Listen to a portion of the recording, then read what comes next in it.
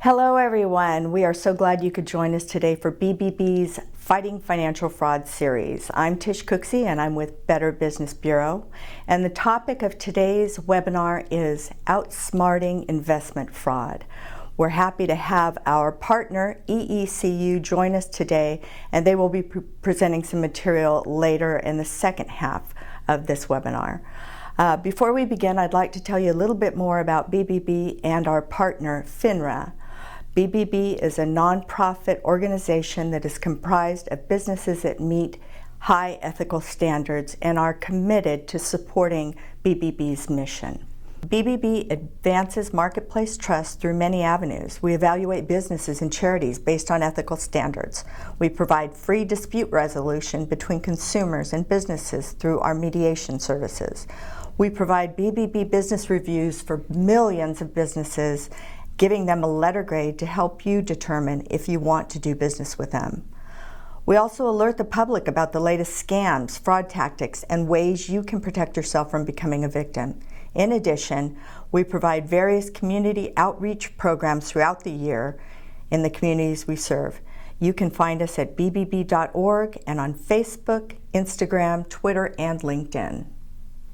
BBB has partnered with the FINRA Investor Education Foundation in an ongoing collaboration against investment fraud.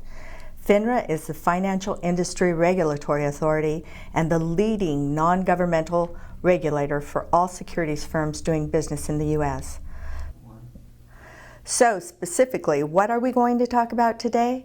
It's clear to us in these challenging economic times that we need to think clearly about our financial decisions. So let's get started.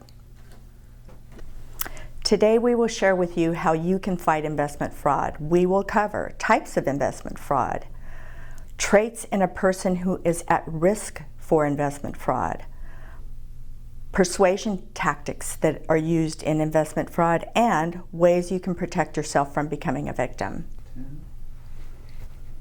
Whether or not you invest right now, we believe this information will be valuable to you and something you may want to share with your friends, family, and colleagues.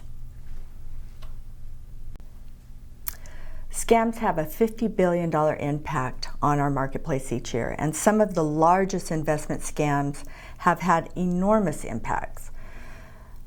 Investment fraud criminals are creative, and they stay on top of the current economic trends and prey on the investors' more vulnerable areas.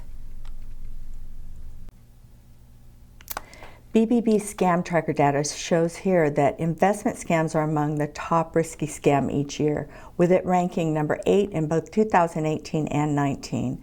We have found that those who were targeted were very likely to lose money, as more than 1 in 2 people who had reported a scam with our scam tracker or with the Federal Trade Commission said they had suffered a financial loss. Now, you may hear of other types of scams like grandparent scams and home improvement scams mentioned more frequently, although the enormous losses involved with investment fraud make it a critical topic to discuss. The median loss in the BBB Scam Tracker Risk Report was over $2,500 last year.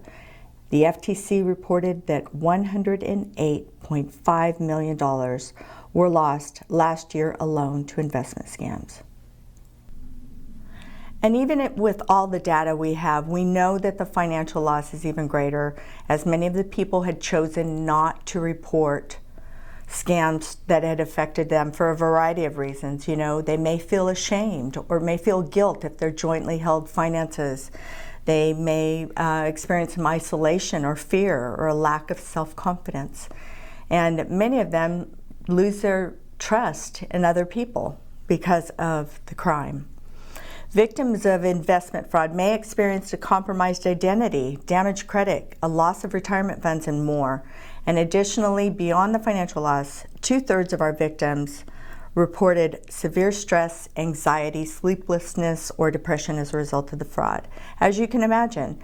And with investment frauds in particular, the perpetrators just don't reach out by a robocall or a phishing email. They often are someone who develops a relationship with their victim in order to lure them in. So they know their weaknesses, they know their soft spots, and that's how they commit their crime. Okay, so here on the screen, you see some common scams and distribution methods. And we're often asked, what's the latest scam? You know, we have disaster relief scams, lottery scams, grandparent scams, and lately cryptocurrency scams are in the headlines. Now keep in mind that the investment scams are not just about stocks and bonds. Fraudsters are innovative. They prey on economically relevant topics and perpetuate their crimes in a variety of ways. Unfortunately, once a regulator has heard about a scam, it's often too late for many individuals. Our goal here today is to go beyond warning you about the latest scams to helping you recognize the tactics used in all investment fraud, regardless of the topic and regardless of the method. So now that we've covered the impact of investment scams, we're going to go over the risk factors. Who are the victims? Who is most likely to be victimized? Take a look at the next few slides. So who is victimized? Victims of investment fraud have which of these characteristics? Female, no college education, below average financial literacy, lives alone, all of the above, none of the above. The answer is 6, none of the above. Research conducted for FINRA Foundation in partnership with the AARP Foundation and the FTC found that the stereotype of an investment fraud victim had been shattered. FINRA research found that victims tend to be of a higher income, college-educated, self-reliant, and they demonstrate more financial literacy than the non-victim investors. And 2/3 of investment fraud victims are between the ages of 55 and 65, male, and willing to invest without doing further research. Does anyone have any ideas why this may be the case? Well, we believe that in part, some of these investors feel that they are not at quite where they thought they would be at this point in their lives, and this may have led to some risky financial decisions. Okay, now we're going to go over some key risk factors of victims of investment fraud. Number 1, they own high-risk investments. The investors demonstrated a tolerance for risk, and criminals look for this trait when selecting a target. Number 2, they rely on friends, family, coworkers for advice. 1/3 of the sample, but 70% of the victims had made an investment based on the advice from a friend or relative. Don't do it. Number 3, open to new investment information. 3 times as many victims went to a free investment seminar than the national sample. Number 4, failed to check the background and the registration of the professional or product. This is so important. 80% didn't check the professional for previous law violations, and most didn't check the registration of the professional at 70% or the product at 65%. Those are high percentages, and those were victims. Number 5, inability to spot persuasion tactics used by con artists. 46% of the investors state they would have been influenced by a professional's financial designations and would be more willing to listen to the professional's advice. Dig a little deeper and do your research. We have those resources for you. If you or a friend would like to have your personal risk factors explained, go to saveandinvest.org and look for the risk meter. It's completely anonymous, and it will help you to identify those behaviors that put you at risk for investment fraud. Section 2 covers persuasion tactics. So why are intelligent, educated, self-reliant people falling victim to fraud? It's because investment fraud criminals are masters at the art of persuasion. Now, we all use persuasion from time to time, but these criminals have more devious plans in mind.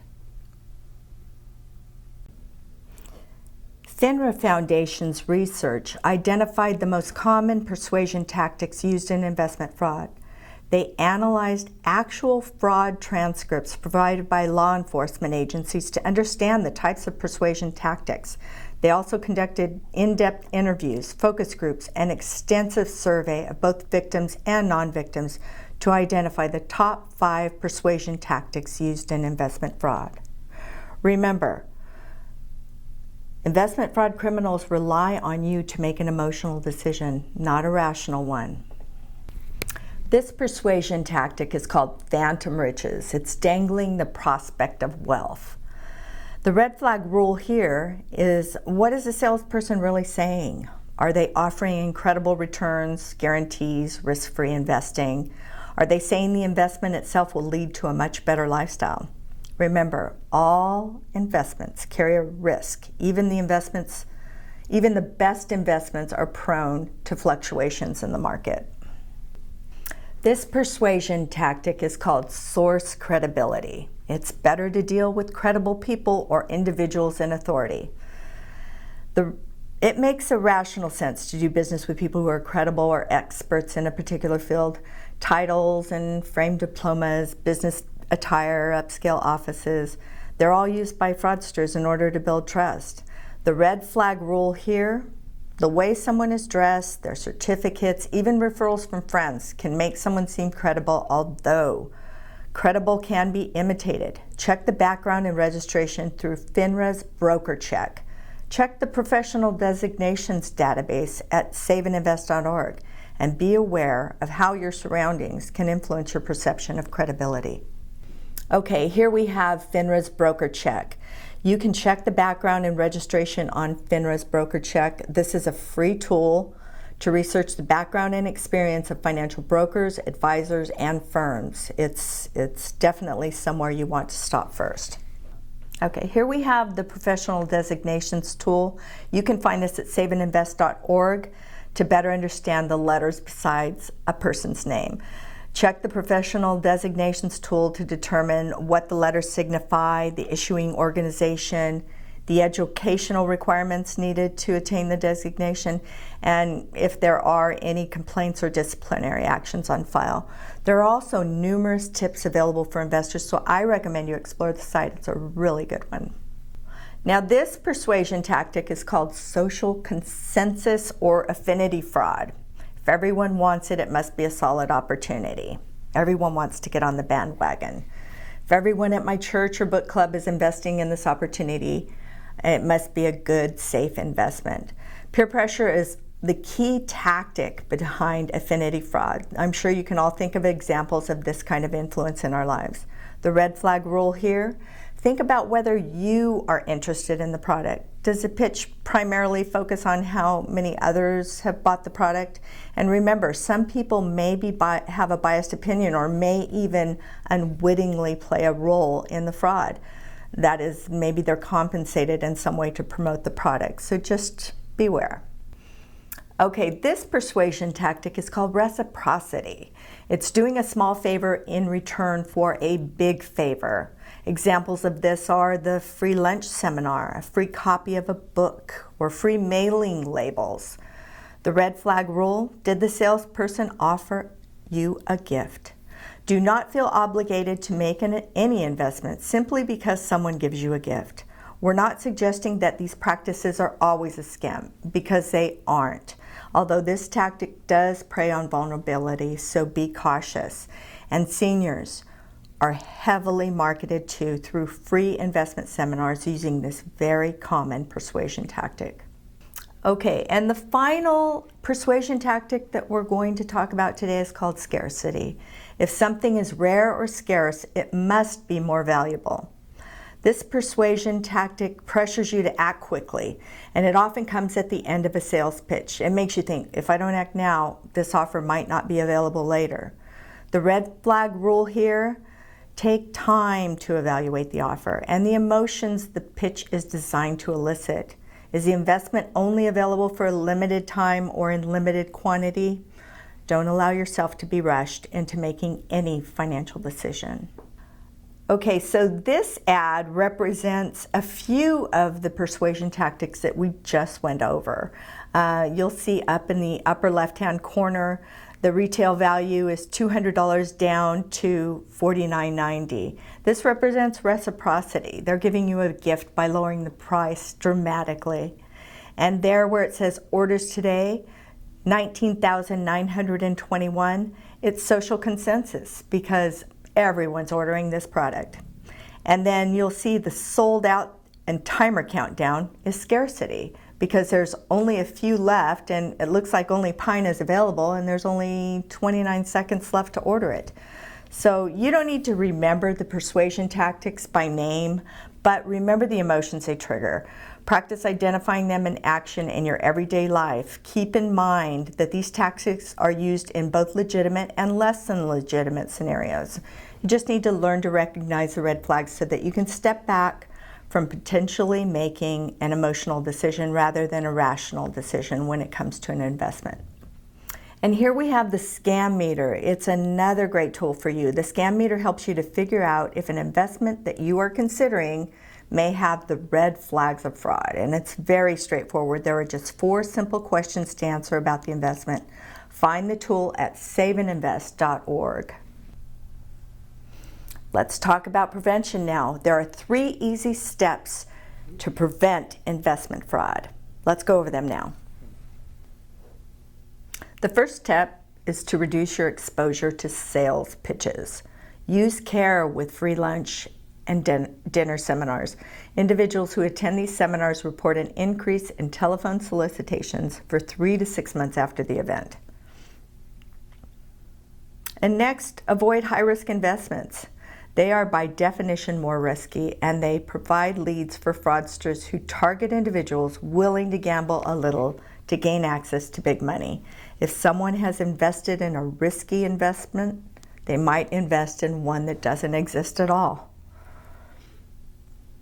Next, develop a refusal script. Many people think it's rude to end calls with salespeople. However, you can just say, "No, thank you, I'm not interested, please do not call me again." It's not rude. By asking the person not to call again, those legitimate entities will put you on their internal do not call list. Which brings us to sign up for the National Do Not Call Registry. Some 80 million people have signed up for this registry and noticed a dramatic drop in unwanted calls. And lastly, sign up for the call blocking services through your cell provider. This is very useful. They will alert you to any spams coming in through your service. Our second step is to recognize the red flags of fraud, which we had gone over in the previous section. It's so important to take the time to spot these red flags. If you feel these influences swaying your decision, stop and remove yourself from the situation until you can objectively assess what is the right decision for you. And even if you don't remember the names of these tactics, you will remember the emotions they elicit. Scammers are trying to make that emotional connection, and now you will be able to recognize the red flags. And the third step to outsmarting investment fraud requires you to ask and check. Before you give out any personal information, ask, are you and your firm registered with the SEC, FINRA, or a state securities regulator? Is the investment registered with the SEC or a state securities regulator? And how does this investment make money? In our research of investment fraud criminals, they said they are less likely to continue a pitch when the potential victim actively asks questions. Although it's not enough to ask questions. As an experienced salesperson, honest or dishonest, will have plausible answers to these questions. And some smarter scammers might even send you phony information. That is why it's equally important to verify their answers by checking the seller's background and product registration. FINRA, the SEC, and the state securities regulators and insurance regulators can help you verify the information either online or by telephone. The FINRA Foundation has developed saveandinvest.org. It's a resource to help fight against investment fraud. This site offers suggestions for questions you can ask and provides simple tools to help you decide if an investment you are considering might be a scam. In addition to these great resources, we also encourage you to start locally. Contact your local BBB and remember that when someone takes your money in a scam, it is a crime. So local law enforcement should be involved too. You can check investment professionals and products through your state securities regulator, the SEC Advisor Public Disclosure website, the SEC Edgar site, and more. Remember, under law, for registered products, there needs to be public disclosure and transparency. Registration does not guarantee that an investment will be a good one or immune to fraud. Likewise, lack of registration does not mean the investment lacks legitimacy. The critical difference here, extreme level of risk is assumed when you invest in a company about which little or no information is publicly available. You can check brokers nationwide on FINRA BrokerCheck. And if the person is in the FINRA BrokerCheck, that's a good sign. It means they are licensed through their employing firm and subject to a comprehensive set of regulations that governs their business. Pay close attention to the broker's disclosure information and review the broker's qualifications. Review their employment history. And if you don't find the person in the FINRA BrokerCheck, it can mean the name of the broker or the brokerage firm is misspelled, the person is not licensed to sell securities, the broker is not registered with FINRA, or the brokerage firm is not a securities dealer. But check with your local state regulator or SEC in that case. For insurance agents, you can check the state insurance commissions. They oversee the agents in your state through the National Association of Insurance Commissioners. These numbers and more will be located in the handout provided to you at the end of this webinar. Okay, so we've covered a lot today, and maybe someone you know might need this information too. We ask that you share it with them. Become a fraud fighter. Share what you've learned with family, friends, coworkers. If you remember anything about this presentation, it's that before you invest, ask and check. Ask questions and check the legitimacy of the broker and the product. Share this information with others. We're glad you could join us today. Thank you for being here. And we're on to part 2 with EECU. Thank you.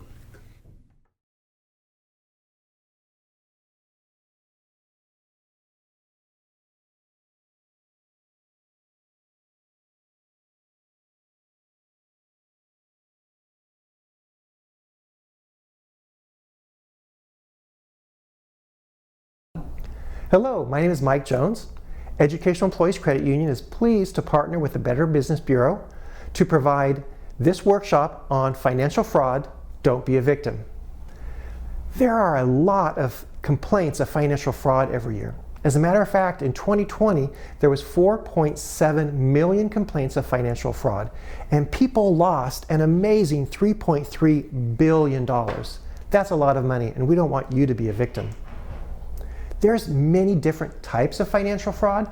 Looking at this list, you'll see things that you might recognize or things that you've never thought about. Anytime there's an emergency, there are scammers that just take advantage of that emergency. So for example, COVID. If we look at January 2020 through now, there have been 469,000 complaints of financial fraud with a loss of $421 million. So anything that is related to COVID or stimulus or PPP is added into this number.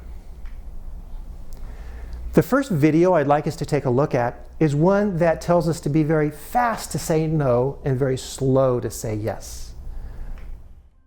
It may come as no surprise that when the economy is in decline, fraud is on the rise. You have people who have been successful for the last 10 years, so they got a little something put away. Now, they took their expense account, they cut their overtime, so now they're looking to increase their earning potential. Business opportunities can boom in a recession and in a downturn of the economy. Nobody in business is going to give you your money back if your business fails. You never saw me in your life. You saw a commercial on TV, you got on the phone with me, you spoke to me for 10 seconds, I gave you some names to call, and I gave you some things to look up, and you called me back 3 days later, and you wrote me a check for $50,000. Does that sound a little screwed up? People want to believe that there is some opportunity that they can invest in that will guarantee that they will have financial success. There is no such thing. There just is no sure deal. None. The best advice I could give to anybody who's looking to purchase a business opportunity or purchase any investment over the phone is fast no's and slow yeses. Period, the end. Fast no's and slow yeses.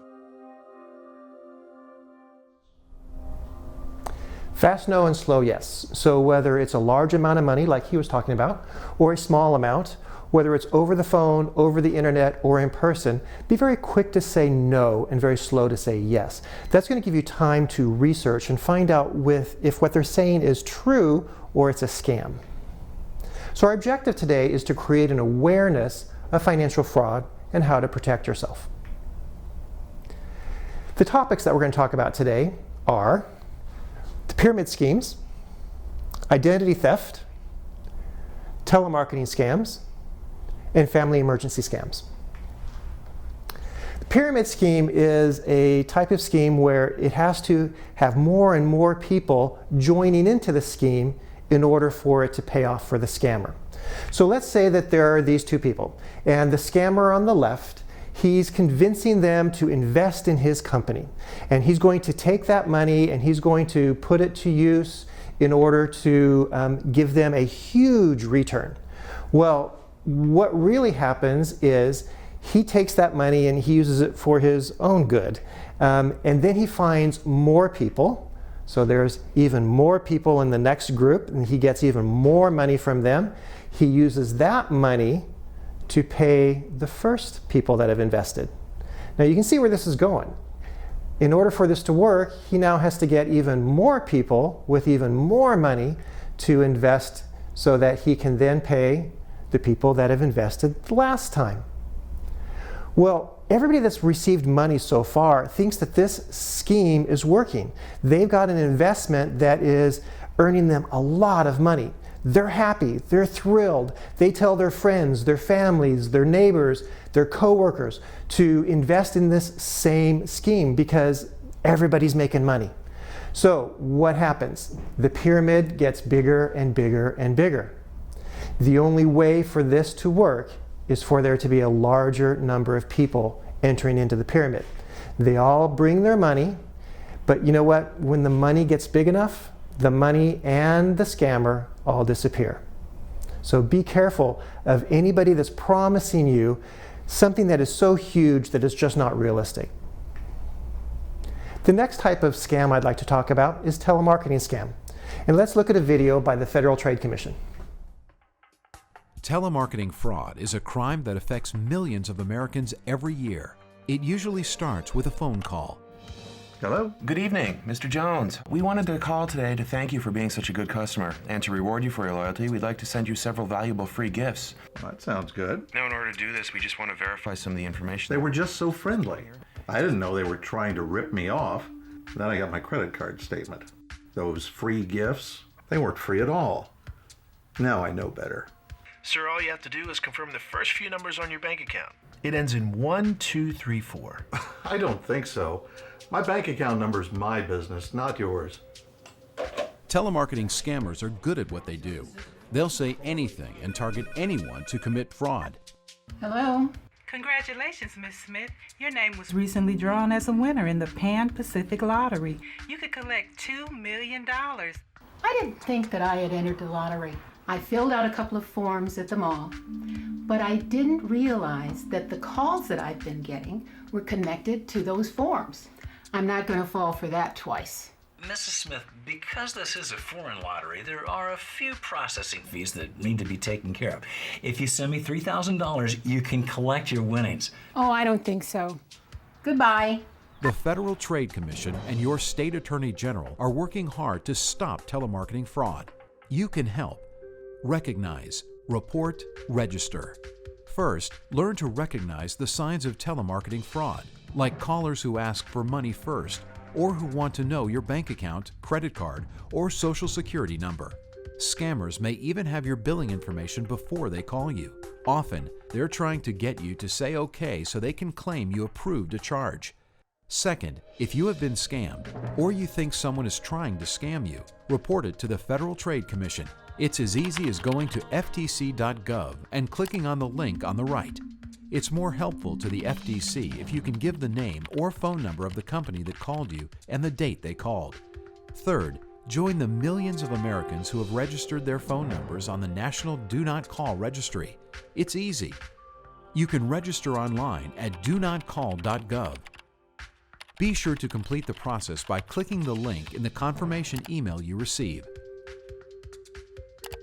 You can also call toll-free 1-888-382-1222 from the number you wish to register. And remember, although telemarketing scammers may seem friendly, they're anything but. They're trying to worm their way into your wallet. You can stop them by keeping your information to yourself, no matter how tempting the offer. Let's say goodbye to fraudulent telemarketers. Visit ftc.gov/phone fraud to learn more about how to recognize and report telemarketing fraud. Let's review what they said. First, recognize that this is a fraud. Do not say yes. Now, they skim over that really quickly, but let me expound on that a little bit. What they're doing is they're recording your word yes and tagging it onto the end of a different question. So when they said, hey, will you buy all of this very expensive stuff and put it on your credit card? You said no, but you said yes to something else, and they recorded that and they dubbed it over onto the end of that question. So that if anybody questions them, they can say, oh, see, here it's recorded. They said yes to this. So when you're answering the phone and somebody's saying, hi, can you hear me? If you don't know who they are, don't say yes. Say, I can hear you. Are you having a good day? What can I do for you? So you don't want to say yes if you have no idea who is on the phone. Report everything to the Federal Trade Commission, and the website is ftc.gov. Register on the Do Not Call list. Hang up the phone. Do not give money or information. The next type of fraud that I'd like to talk about is identity theft. Cleared as the suspect in a Facebook rental scam, now she's spoken to 23 ABC as a victim of identity theft. It's an update to a story we told you about yesterday. 23 ABC's Ken Vicenci sat down with that woman to talk about her journey of pleading her innocence. Ken. Jackie and Tim, Nicole Ortiz says it's been a long 2 months fighting to clear her name. But now that she's moved from suspect to victim, she is using her story to show the peril of identity theft. I got off work and I was going to the grocery store, and my phone just started to go off. One friend's message stood out to Nicole Ortiz. It said that the police are looking for you. My first, reaction is like, what are you talking about? Ortiz then read the article showing her name and Facebook profile picture in connection to an online rental scam. People are messaging me and sending me, awful messages and accusing, and I still didn't know what was going on at that point. She called the police and then a lawyer to work to clear her name. We got GPS information from her phone showing where she was on the day in question. We got information from coworkers, statements from all these coworkers as to her alibi. Yesterday, exactly 2 months since the original press release from the Bakersfield Police Department detailed their search for Ortiz, BPD cleared her of wrongdoing. Ortiz says it brings some closure and relief, but questions remain. How do you recover from this? I mean, how do you move on? Our Kern County citizens that, now my name is basically tarnished. People are always going to look at my name and remember something like this. And I think that part is it's very sad and unfortunate. Ortiz wants people to hear her story and understand the dangers of identity theft. I definitely look at social media totally different. Will I ever be on social media again? Probably not. All of this stemmed from a picture in my name from social media. Ortiz's attorney Clayton Campbell commended the police for their thorough investigation, and both he and Ortiz hope that the identity thief is caught so that full closure can be brought to this incident. Bakersfield Police says it's still an ongoing investigation. Live from police headquarters, Ken Vicenci, 23 ABC. So what is identity theft? Identity theft is when they're going to try to steal your information, your name, your social, your driver's license number, your address. With that information, they're going to try to steal your money out of your savings account, out of your checking account, out of your credit cards. They're going to go shopping. They will go open up other accounts. They'll open up credit cards accounts and loans, and they're not going to pay them back. They only open them up and take all the money. And then they might commit other fraud while they're pretending to be you. As an example, there's a lady in Bakersfield. She had a Facebook presence with her picture and her name. Somebody decided that they were going to pretend to be her. And they decided they were going to pretend to have a house for rent. Now, there are people that need to rent a house without actually going to the city because they're from a long distance away. So they're looking on the internet. So this scammer got pictures of a house, got a picture of this lady, and pretended to be her and raked in a lot of money for the last down payment. A lot of people went to move in and found out there's already somebody living there. It has nothing to do with this lady, but they don't know that. They think she committed fraud. So they went to the police, and the police are then looking for her. That's kind of scary. She ended up hiring an attorney to prove that it wasn't her. So identity theft is really scary. So what are the precautions that we can take against identity theft? Identity theft happens. It's an unfortunate fact of modern life. But there are certain steps you can take to help keep your personal information from falling into the wrong hands. Every day you do things to protect what's most important to you. And you know what? You do them almost automatically. Routine things like looking both ways before you cross, brushing your teeth, and buckling your seatbelt. Another routine to get into is keeping tabs on your identity and personal information. Here are 5 easy ways you can do it. Read your credit card and bank statements carefully and often. Know your payment due dates. If a bill doesn't show up when you expect it, look into it. Read the statements from your health insurance plan. Make sure the claims paid match the care you got. Shred any documents with personal and financial information. Review each of your 3 credit reports at least once a year. It's easy and it's free. And before you know it, protecting your personal information can be as routine as locking your doors at night. For more tips and tools on dealing with identity theft, visit ftc.gov/ID theft. That's ftc.gov/ID theft.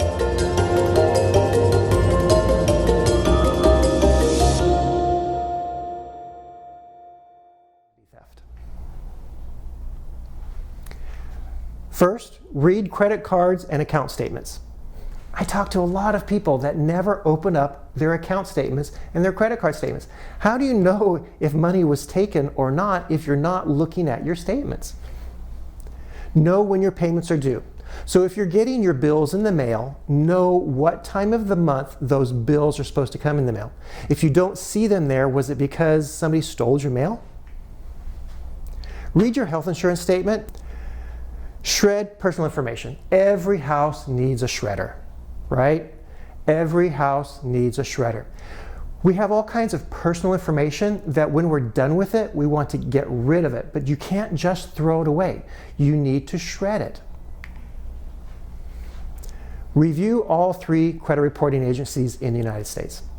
Equifax, Experian, and TransUnion are the 3 main credit reports in the United States. And you need to take a look at your credit report at all 3 of those companies every year. And limit what's in your purse or your wallet. Now that wasn't in the video, but I added it on there because that's so important. Think about all the things that are in your purse or your wallet. Some things you need to carry with you. Some things you don't need to carry with you, and some things you should never carry with you. So if you're looking at the wide range of items that are listed up here, you're thinking, yeah, I need that, or no, I don't need that. So for example, your driver's license or your state identification card, sure, you might need to carry that with you. But do you need to carry all of your credit cards with you all the time? Probably not. Do you need to carry your Social Security card with you ever? Probably not. And please, don't write down your iPhone password or the PIN number to your credit cards or debit cards and keep them in your wallet. Don't do that. So identity theft happened. Here's a question to consider. Someone stole your identity and using it to fraudulently open loans in your name. How could they have obtained your identity information? A, dug through your garbage to find old mail and personal information. B, through spyware on your computer. C, by stealing your information from a store where you have done business. Or D, all of the above. Think about it for a second. And you probably realize it's D, all of the above. They can get your identity from any of those places and a variety of others. So, for example, they dig through your garbage. They steal your mail. They pretend to be the lottery. Hello, you've won the lottery, and that's taxable, so we need your tax identification information. You're like, fantastic, I won the lottery. Here's my name, my social, my address. No. Think about it. When you buy a lottery ticket, nobody's going to call you and tell you that you won. Because when you buy, you give them a couple dollars and they give you a lottery ticket. You don't give them your name. You don't give them your phone number. You don't give them any information. So nobody is ever going to call you and tell you that you won the lottery. And if they do, automatic scam. Shoulder surfing. You're at the store and somebody is looking over your shoulder to see what is going on at the register. And you don't realize that they're looking there. They're looking to see your PIN number. They're looking to see your credit card number. They're looking to see your address. They're looking to see anything that they can in order to steal your identity. So when you're at the store, at the register, make sure that nobody is looking over your shoulder. Phishing with a PH, and it goes by a couple other variations, phishing, vishing, so forth. That is where you get information digitally sent to you, and it's a scam. They pretend to be your credit card company, they pretend to be a store, they pretend to be your bank or credit union, and there's some made-up reason why you need to click here and give them all of this information. Hey, if you don't give us this information, we're going to freeze your account. No, that doesn't happen. But you're afraid that it is. So you click there and you give them all this information so they don't freeze your account. You just gave the scammer all your information. The other thing about clicking in an email that you didn't expect to get is all of a sudden you are downloading spyware, malware, things that are malicious to your computer. So please, any email like that, don't click, don't give information. And then they steal from businesses where you have shopped. Now, unfortunately, this is kind of common, and this is one that you can't protect yourself from other than taking a look at your statements, taking a look at your credit report, so that when it happens, you can prevent it from continuing to happen. So what do? Contact your credit card company, the bank, the credit union, whoever that credit card is through, so that they can cancel those numbers and get you a fresh credit card. Go to identitytheft.gov. That's a government site through the Federal Trade Commission. They're going to give you a recovery plan, and that recovery plan is going to include putting a fraud alert on your credit report. So on your credit report, it would then say that you have been a victim of identity theft, and anytime that a company is looking at your credit report in order to give you a loan, they're going to ask more questions. They're going to be more careful so that a fraud person is not able to get a loan in your name. Always get a copy of your credit report every year. Now, I've said that once already and I'll say it again, but you need to take a look at your credit report every year. Don't wait, don't procrastinate. There's a certain time limit for every different type of fraud and dollar amount. So if you're going to wait 6 months to tell the credit card company that somebody stole your money, you might not get any money back. But if you tell the credit card company, the bank, the credit union within the first 24 hours, you're probably going to get all of your money back. So as soon as you find out, you need to let the company know that you have been a victim of fraud. Let's take a look at a scenario and look for the warning signs. Now, when it comes to warning signs, there's a wide variety of things I'd like you to consider anytime somebody is approaching you with a deal. So first off, is it too good to be true? You've heard it. If it's too good to be true, it is. Free cheese. Now, that's an old Russian proverb that somebody told me. Where does a rat find free cheese? In a rat trap. So anytime that somebody is offering you something for free, look for the trap. Money is going in both directions, or I have to pay money to get money. So if somebody is sending you money and you have to send something back, or if you have to send them money in order for them to send you money, there's something wrong here, because money shouldn't be going in both directions. Get rich quick schemes. This kind of goes back to that pyramid scheme that we started with. Anytime that you are looking to get rich quick, you're actually going to get scammed even faster. No negative consequences for bad actions. Somebody says, hey, just pay me a small amount, maybe it's a couple $100s, and suddenly you don't have to pay any of your other bills. We'll just get rid of all of them. We have the secret way. No, okay, not paying your bills would be a bad action, and they're saying there's no negative consequences for it. Wrong. Anytime somebody says no negative consequences for a bad action, look for the scam. Or something just doesn't seem right. Something in your gut doesn't feel right. You're not sure why, but you know something's not right. Walk away. And then if somebody is threatening you, go talk to the authorities. Don't fall for the scam. Okay, here's a scenario that we do see quite often, and maybe you've encountered this, or maybe it's new to you. So Jimmy is a college student, and he receives a surprise check in the mail. It's a surprise scholarship. He didn't apply for it. He didn't know anything about it, but boom, he's got a scholarship for $4,350. He thought he just got lucky. And so he's supposed to deposit that into his account, use the money for legitimate school expenses, and he is supposed to call them, and they're then going to give him an address to where he sends a payment processing fee. So he has to send them $50. Okay, does this make sense? So if we look at those warning signs, money's going in both directions. Now, is a scholarship ever a total surprise? You have to apply for those, right? They don't just magically appear in the mailbox. So he gets the check, he puts it in his account, he sends them a $50 processing fee check. A couple days later, the check that he had put in his account comes back as, this is a fraudulent check. There's no account behind it. But the money that he sent them is on his account. He is out that $50 and any of the money that he has spent. There's different variations to this. In addition to asking for a personal check, they might ask for a cashier's check, a certified check, a money order, money wire, or various types of MoneyGrams. Sometimes they say you don't even have to send it to them.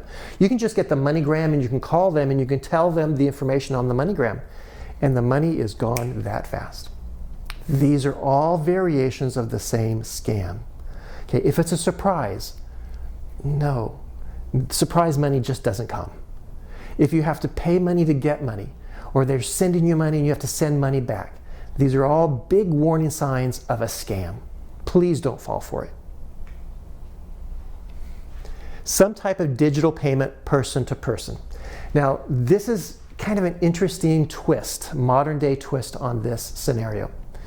When you're paying digitally, maybe it's PayPal, maybe it's Google Pay, maybe it's one of the others, quite often there is a difference between person to business and person to person. Anytime they're asking for person to person, when it's really person to business, that is a big warning sign. Why are they wanting you to move away from the protections that are in place by all of those digital payment systems for person to business, by making it think that you're going person to person, a friend? Please don't fall for it. Like I said before, every household needs a shredder. Please, any personal information, has your name, has your social, has any personal information on it, shred it before it goes out in the garbage. Know when your payments are due, and when your payments are coming into the mail, when your bills are coming into the mail, please have a secured mailbox. This type of mailbox that anybody can come down the road and open up is a danger. there's an increasing amount of mail theft all of the time. So please, if you have this kind of mailbox, switch it over to something that is secure. Know when the mailman is going to deliver your mail. When you're on the internet, please don't give all of your personal information. If you don't know who they are, you don't know who the company is, don't just be willing to be robbed. And when you're shopping on the internet, realize that there is a difference between a website that starts with HTTP and one that starts with HTTPS. The S is for secured. So all shopping sites these days should have an S on it, meaning they have taken extra steps to make sure that part of their website is more secure for shopping. Now, again, general principles to remember. If it's too good to be true, it's a problem. Free cheese. Where does a rat find free cheese? In a rat trap. Money is going in both directions, or I have to pay money to get money. Get rich quick. No negative consequences for bad actions. Something just doesn't seem right, or someone is trying to threaten you. The next type of scam I'd like to talk about is a family emergency scam. Now this has many different varieties, and I've talked to several people that have actually fallen victim to this type of a scam. It's me. An accident in Mexico. I'm in jail. Jimmy, is that you? Yeah, it's Jimmy. I need money for bail right now. In jail? You need to send money right now. Please don't tell anyone. Scammers are tricky and can pretend to be anybody in any situation. They seem like the real deal. They play on your fears. The goal? To get you to act fast. Check out if they really are who they say they are, even if they sound like a loved one. Heard from an imposter? Report it at ftc.gov/imposters. So when you encounter a family emergency scam, remember, always check to verify the information.